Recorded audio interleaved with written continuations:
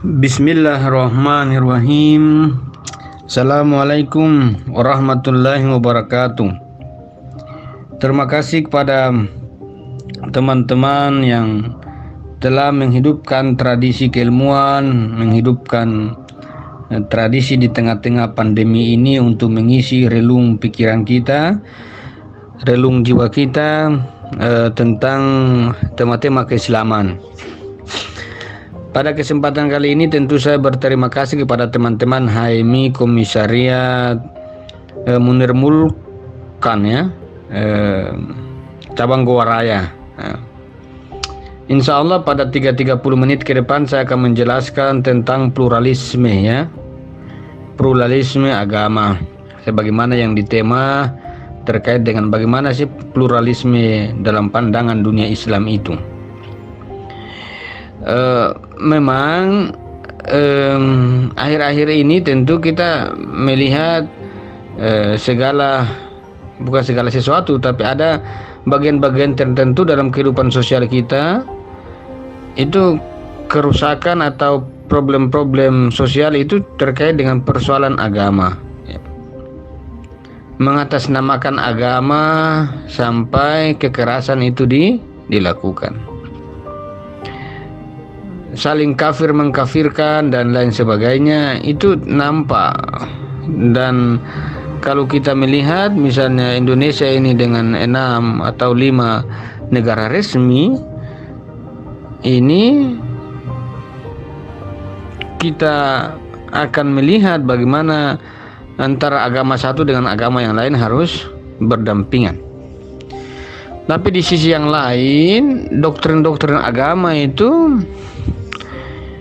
seringkali dan mengafirmasi kebenaran satu agama dan menghapus kebenaran agama yang lain. Lakum dinukum waliyadin, agamamu ya kamu, saya, kalau kita mau sederhanakan ya demikian. Nah, di sisi yang lain, kalau kita berbicara tentang sebuah pandangan kemanusiaan fitrah saja, maka kita tentu menginginkan yang disebut dengan bentuk-bentuk kedamaian bagi setiap orang, setiap manusia ingin berada pada sebuah kedamaian, sebuah ketentraman ya. Nah, siapa sih yang suka kekerasan? Tanpa ada embel-embel agama, orang menolak yang disebut dengan kekerasan. Tanpa embel-embel agama, orang akan menolak yang disebut dengan kerusakan. Tapi dengan embel-embel agama, kekerasan itu dilakukan. Dan embel-embel agama, hal-hal yang amoral itu terjadi. Maka di satu sisi kita punya pandangan tentang bahwa agama, keyakinan, kepercayaan itu dia punya derajat yang tinggi, punya nilai-nilai kemanusiaan, ilahiyah dan kesucian yang begitu tinggi. Namun berkaitan dengan perilaku-perilaku keumatan, seringkali menarik sebuah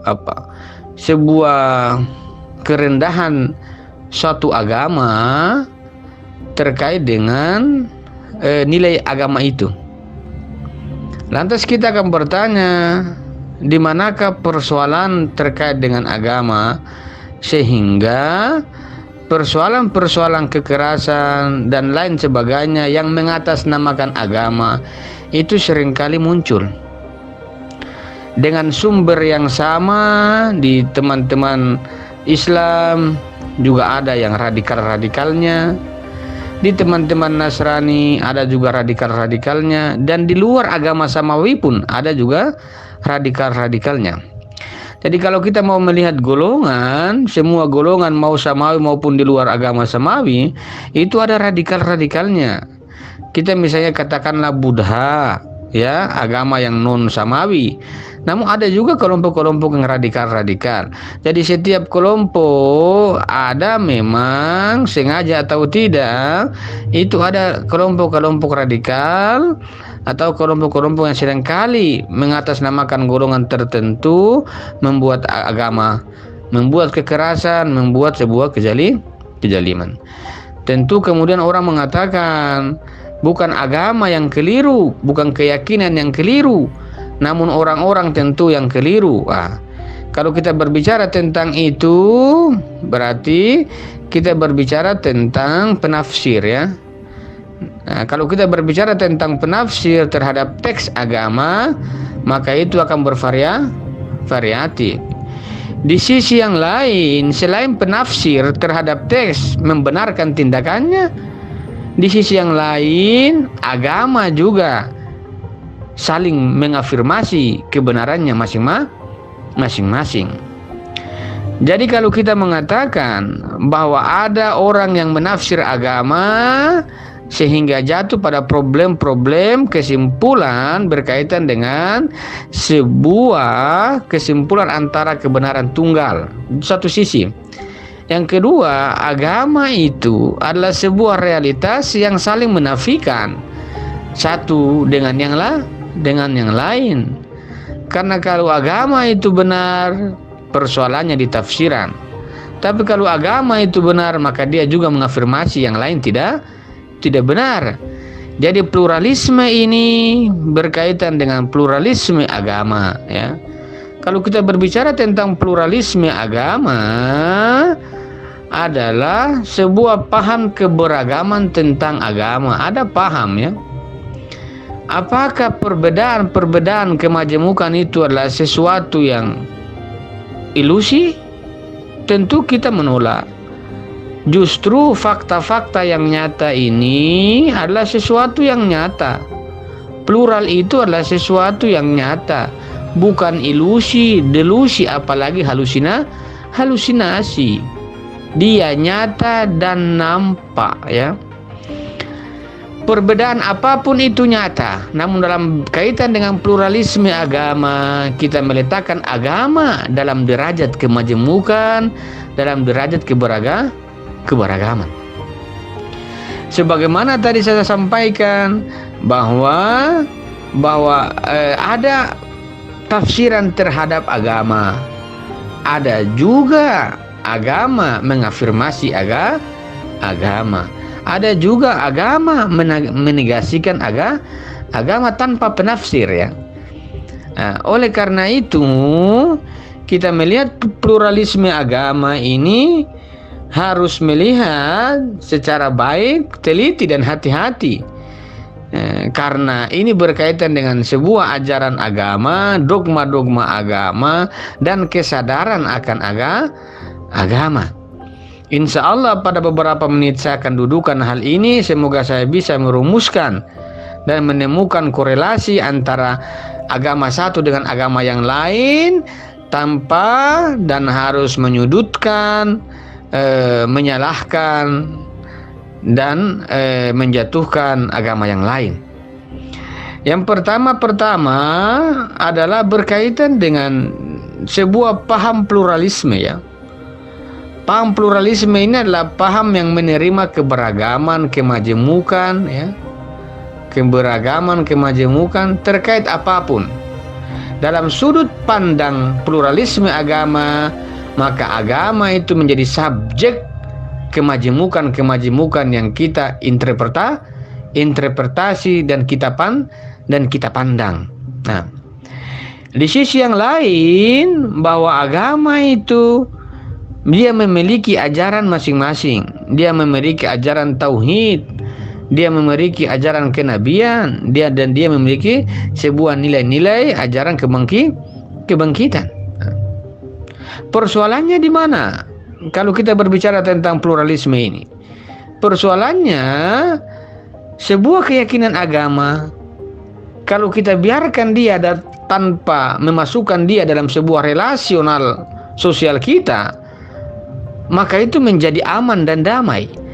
Tapi agama ini punya visi dan misi sosial. Kalau agama punya visi misi sosial di satu sisi, yang kedua, agama bukan hanya sekedar visi misi sosial. Agama juga punya visi atau dakwah berkaitan dengan sebuah kebenaran yang dia anut. Kalau hanya berkaitan dengan visi misi sosial, orang tinggal membantu bantuan sosial itu menjadi selesai. Namun yang menjadi rumit adalah risalah-risalah agama itu dituntut menyampaikan ajarannya, di tengah-tengah ada ajaran lain itu juga muncul.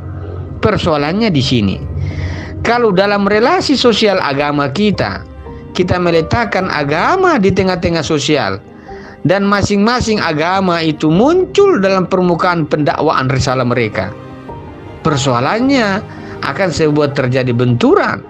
Karena kalau hanya sekedar bantuan sosial dalam agama, itu menjadi titik pertemuan dan akan selesai persoalan. Namun persoalannya berkaitan dengan dakwah risalah, yang itu dalam setiap dogma agama itu senantiasa diberlanjutkan risalah agama. Oleh karena itu, kita memandang perbedaan-perbedaan agama dan kita melihat ajaran-ajaran kesucian agama, maka sudah tentu kita perlu membuka sedikit tabir apa sebenarnya doktrin-doktrin agama yang dipersoalkan dalam pluralisme itu. Salah satu doktrin agama itu berkaitan dengan kebenaran, berkaitan dengan kebenaran. Islam mengatakan dia yang benar, Nasrani mengatakan dia yang benar, Buddha mengatakan dia yang benar. Jadi setiap agama yang diyakini, apapun agamanya, orang pasti akan meyakini bahwa agamanya yang paling benar. Ini adalah arti keyakinan agama. Kalau saya meyakini bahwa saya punya benar dan kamu juga benar, maka ini disebut dengan tidak rasional dan tidak logis. Korelasi kelogisannya tidak ditemukan kalau kita mengatakan yang lain benar dan kita juga benar. Secara kelogisan itu ditolak.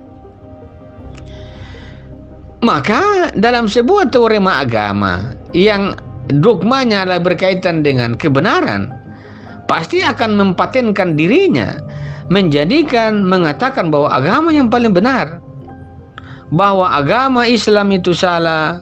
Agama Islam mengatakan agama selain Islam itu juga salah. Yang paling benar adalah Islam. Dan begitu juga agama-agama selain Islam mengatakan agama Islam salah dan mereka adalah benar. Ini disebut dengan doktrin agama.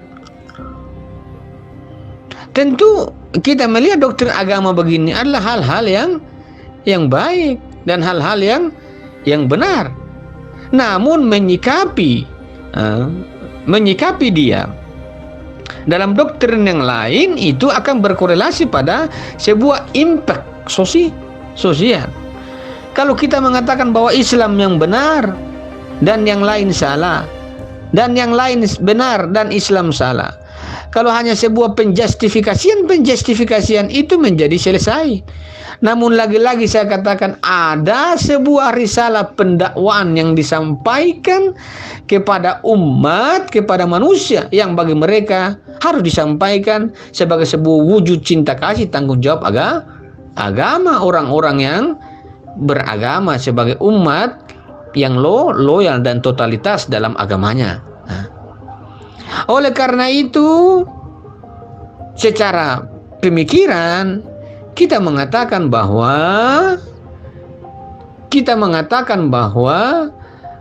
secara doktrin agama itu benar hanya satu, tidak banyak. Kemudian John Hick mengatakan kalau agama itu benar hanya satu, bapak pluralisme ini John Hick mengatakan bahwa kalau agama itu satu, maka sulit yang disebut dengan dialog agama, toleransi agama. Yang perlu kita catat bahwa kebenaran itu tidak perlu toleransi, karena kebenaran itu bukan berkaitan dengan sebuah tingkah laku manusia, namun kebenaran itu berkaitan dengan sebuah paten finalitas agama untuk mengafirmasi pijakan-pijakannya, untuk menguatkan sebuah kebenarannya di dalam agama itu sendiri. Kalau kita juga mengatakan bahwa agama kita benar dan agama yang lain juga benar, ini disebut dengan agama yang tidak percaya diri. Kalau saya mengatakan bahwa agama saya benar dan agama kamu itu salah, ini disebut dengan kepercayaan diri dalam agama. Kalau saya mengatakan saya benar dan kamu itu juga benar, lantas kalau begitu, maka apa arti agama saya dan apa juga arti agama kamu? Kenapa kita tidak pertukarkan saja? Dan apa juga arti sebuah agama kalau sama-sama itu benar? Oleh karena itu, dalam sudut pandangan dunia Islam, ada yang disebut dengan eksklusivitas agama. Inda dina indallahil Islam. Hanya agama yang diterima di sisi Allah itu adalah Islam. Ini doktrinnya ya. Kita akan melihat bahwa ini disebut dengan apa? Eksklusifme agama. Memang berbicara tentang kebenaran itu cuma satu. Bahwa Al-Quran mengatakan inda dina indallahil Islam. Ini afirmasi agama. Bahwa agama yang paling benar dan diterima di sisi Allah itu hanya Islam. Jadi kebenaran terkait agama itu tunggal. Kalaupun ada kebenaran-kebenaran yang lain, ya, kebenaran A, kebenaran B yang kita sebut dengan kebenaran dalam kemajemukan. Namun kebenaran kemajemukan itu pada dirinya masing-masing diterima sebagai sebuah dogma masing-masing.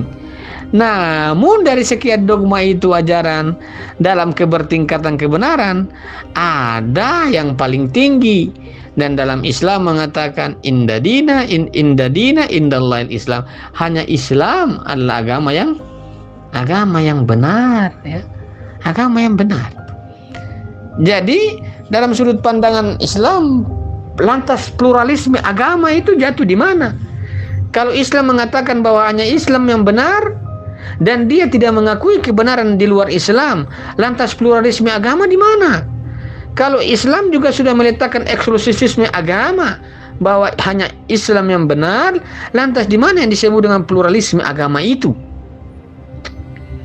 Apakah pada ajaran-ajaran agama ataukah di luar ajaran-ajaran agama? Ini yang menarik, yang perlu kita lihat. Jadi berdasarkan dogma agama, Islam meletakkan hanya kebenaran itu cuma satu. Dari sini menjadi persoalan karena nanti menjadi dasar orang akan meletakkan sebuah tindakan merespon orang, mengkafirkan orang, menghakimi surga dan neraka. Tidak. Perhatikan, kebenaran Islam itu tidak berkaitan dengan surga dan neraka untuk umatnya. Bahwa setiap yang benar tentu selamat, namun tidak setiap yang selamat itu adalah kebenaran. Dengan begitu, maka kita perlu membuka ruang kebenaran dan ruang keselamatan dalam agama. Kebenaran tentang agama itu berkaitan dengan pesan ilahiyah, dan pesan ilahiyah itu cuma satu dan mutlak. Namun berkaitan dengan pesan keselamatan terkait agama itu berlaku keseluruhan, oleh siapapun, dengan siapapun, dan untuk siapapun. Ini adalah pesan agama terkait dengan keselamatan. Namun kalau pesan agama terkait dengan ajaran kebenaran mutlak Allah Subhanahu wa Ta'ala, itu kebenarannya cuma satu. Kebenarannya cuma satu. Dalam proses apa? Proses penyempurnaan agama dari samawi itu berakhirnya di Islam. Begitu juga yang lain. Maka Islam kehadirannya sebagai sebuah agama samawi pada diri Islam sendiri, dia sudah menegasikan bahwa kebenaran secara doktrin dia adalah satu-satunya kebenaran yang diikuti sebagai sebuah doktrin keagamaannya. Nah, lantas kita akan bertanya, bagaimana dengan yang lain ini? Yang di luar Islam, kita mau kemanakan? Dan kita mau hardik mereka? Di satu sisi, bahwa Islam itu dia adalah dalam pluralisme agama, dia adalah agama yang benar, bahwa agama itu tunggal, kebenaran itu tunggal. Di sisi yang lain dalam dogmanya juga bahwa Islam itu adalah rahmatan lil alamin. Rahmatan lil alamin. Rahmatan lil alamin ini membuka ruang pluralisme agama. Jadi ada eksklusifisme agama satu, namun rahmatan lil alamin membuka ruang tentang arti keselamatan bagi setiap orang. Arti setiap orang. Jadi kalau kita mengatakan kalau Islam itu benar, apakah sudah niscaya umatnya juga itu akan selamat? Oh, tidak. Kita berbicara bahwa setiap kebenaran itu sudah pasti selamat. Namun tidak setiap keselamatan itu pasti benar. Dan yang ketiga, di dalam agama yang benar tidak meniscayakan orang-orang di dalamnya itu juga selamat. Karena yang ditentukan bahwa yang benar itu hanya agama, bukan orang di dalamnya. Jadi yang benar itu adalah agama yang benar cuma satu. Namun orang-orang yang di dalamnya itu tidak niscaya benar adanya, dan tidak niscaya selamat adanya. Oleh karena itu, kebenaran sebuah agama, terkait kebenaran agama itu satu, namun pluralisme berlaku itu pada koridor keselamatan untuk semua hak manusia untuk mendapatkan balasan imbalan dari Allah Subhanahu wa taala terkait tindakan-tindakan yang dia lakukan untuk mendapatkan jaminan surga atau pahala. Seringkali problem-problem sosial pluralisme kita ini berkaitan dengan sebuah klaim keselamatan, bukan klaim kebenaran. Karena kalau klaim kebenaran dalam dogma agama, memang itulah dogmanya bahwa hanya agama itu benar. Teman-teman Nasrani juga mengatakan bahwa harus agama Nasrani itu benar. Agama Hindu juga harus mengatakan bahwa agama Hindu juga benar. Semua agama pada prinsipnya mengatakan agama hanya satu yang benar. Tidak bisa dua dan tidak bisa ambigu. Tinggal diuji secara epistemik bahwa agama yang benar itu dalam dunia Islam adalah agama yang tidak mengalami disebut dengan kontradiksi dalam semua ajarannya. Dia mengalami dan dia menghimpun seluruh ajaran-ajaran agama yang lain, dan dia bisa diuji secara ilmiah dan logis untuk merangkul dan membawa manusia yang beragama. Ini final. Yang belum final adalah berkaitan dengan keselamatan umat manusia. Nah, bagaimana dengan keselamatan umat manusia? Dalam dunia Islam, bahwa keselamatan umat manusia itu berkaitan dengan setiap tindakan yang dilakukan secara tulus dan benar dalam tindakannya. Jadi orang yang tidak beragama Islam dalam tindakan baiknya juga itu juga akan mendapatkan ganjaran. Jadi setiap perbuatan, setiap kebenaran yang kita katakan adalah kebenaran tunggal itu Islam, namun dalam perbuatannya ini semua proses. Yang orang beragama Islam juga dalam kehidupannya proses. Jadi bukan ukuran tindakan itu agama, tidak. Masa orang beragama Islam langsung masuk surga enak sekali berarti? Jadi kalau ada orang beragama Islam kemudian korupsi, apakah dia mendapat pahala? Dan teman-teman yang di luar Islam itu membantu orang sebagaimana Bunda Teresa, apakah dia mendapatkan dosa? Tentu hal yang bertolak belakang dengan nalar yang kita sebut dengan akan terjadi sebuah kontradiksi dalam agama. Dengan begitu, maka kita bisa membuka ruang wajah kemanusiaan agama, bukan hanya berkaitan dengan sebuah eksklusivisme agama, namun ada ruang pluralisme agama terkait dengan keselamatan semua orang. Keselamatan itu terkait dengan apa? Dengan sebuah tindakan yang dilakukan oleh setiap manusia yang itu bernilai baik, dia sadari sungguh-sungguh tindakannya membantu orang, itu pasti mendapatkan ganjarannya. Jadi ganjaran pahala itu berkaitan dengan tindakan orang, dan ukurannya bukan kebenaran agama, namun ukuran tindakan adalah sebuah kesadaran, ketulusan, keikhlasan dia dalam bertindak. Jadi kalau hari ini misalnya saya sebagai orang yang beragama Islam, kalau pencuri tetap dibilang dosa, dan di luar agama saya kalau membantu orang tetap mendapatkan ganjaran. Bukan ukuran tindakan itu terkait dengan sebuah agama. Tidak ada indikator. Tidak ada sebuah indikator tindakan itu dihakimi, dinilai baik buruk itu terkait dengan agama. Agama bukan neraca tindakan, agama bukan indikator tindakan. Tidak. Namun indikator tindakan adalah sebuah perbuatan baik. Inilah yang kita sebut dengan keadilan Tuhan. Jadi pluralisme agama dalam Islam itu berkaitan dengan keadilan Tuhan. Di mana itu keadilan Tuhan? Satu, bahwa kebenaran itu tunggal. Yang kedua, keadilan Tuhan berlaku pada setiap entitas manusia di luar kategori agama kebenaran, yang itu tindakannya dilakukan oleh semua manusia yang sungguh-sungguh, ikhlas, tulus, dan benar dalam tindakannya. Itu semua mendapatkan ganjaran, apakah pahala ataukah dosa, surga ataukah neraka.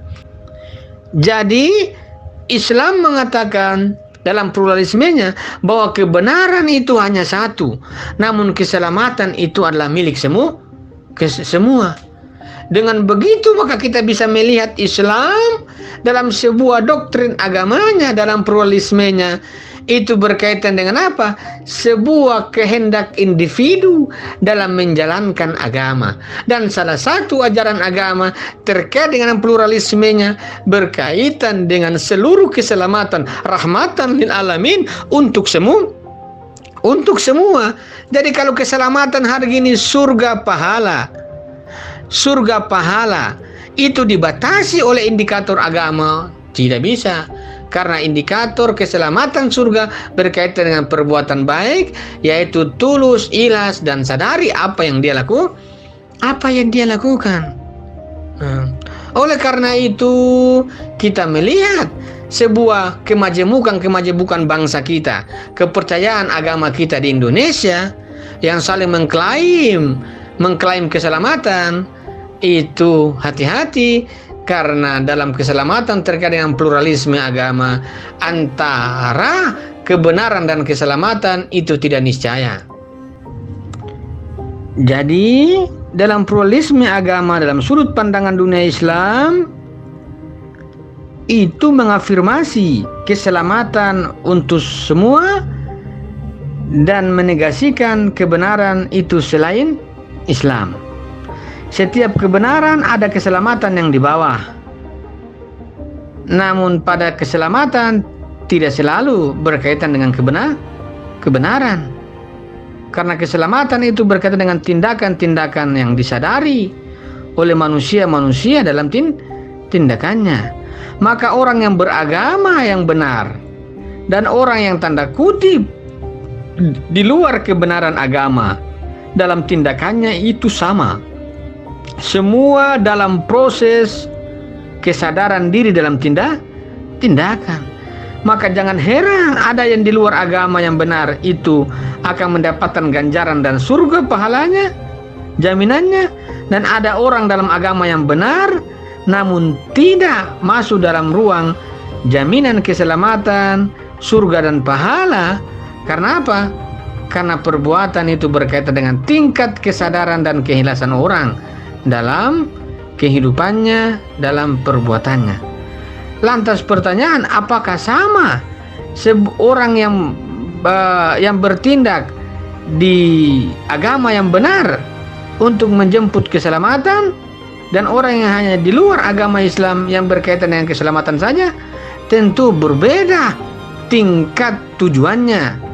Namun kalau kita berkata bahwa orang yang bertindak tujuannya hanya surga, maka ini sama ganjarannya antara pada orang yang tidak beragama secara benar, tidak masuk pada agama kebenaran, namun tindakannya disadari. Inilah konsekuensi surga atau neraka bagi semua orang. Namun keselamatan bagi agama yang benar oleh umatnya dalam proses kehidupannya itu berkaitan dengan jaminan secara keseluruhan bersama antara surga, pahala, neraka. Namun pada saat bersamaan kelebihannya dalam agama yang benar adalah berkaitan dengan tujuan selain dengan surga dan neraka. Dan itu adalah tujuan yang tertinggi, bukan tujuan ciptaannya, namun tujuan yang paling tinggi pencipta, yakni dirinya Al-Haq Allah Subhanahu wa ta'ala.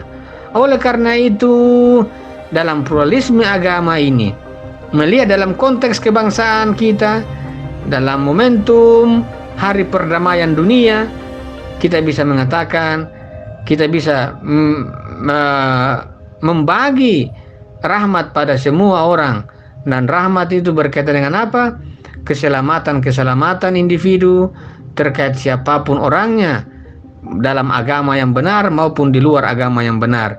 Karena sesungguhnya keselamatan itu adalah bahasa fitrah yang itu dia wujudkan dalam ketulusan fitrahnya, maka ganjaran akan dia dapatkan sebagaimana orang yang dapatkan dalam agama yang benar.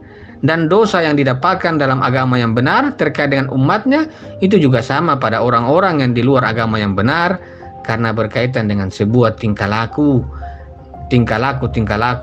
yang dilakukan oleh individu. Itu mungkin dari saya. Kita diskusi bersama. Assalamualaikum warahmatullahi wabarakatuh.